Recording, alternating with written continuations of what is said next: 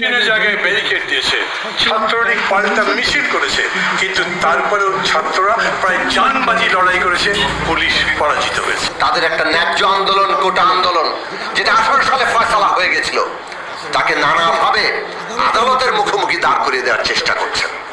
আদালতের সাথে কোনো আমাদের লড়াই নেই, আদালত ব্যবস্থা আমরা পরিবর্তন করতে চাই, কিন্তু বাংলাদেশের ছাত্র সমাজকে এইভাবে আজকে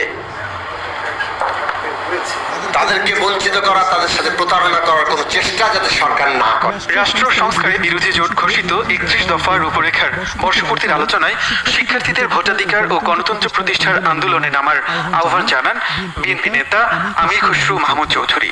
মেধাবীরা সত্যি কথা বলে, মেধাবীরা সত্যিকার পথে চলে, মেধাবীরা প্রতিবাদ করে, মেধাবীরা প্রতিরোধ করে। আমি ছাত্রদের একটি অনুরোধ করব, তারা যেভাবে কোটার জন্য লড়াই করবে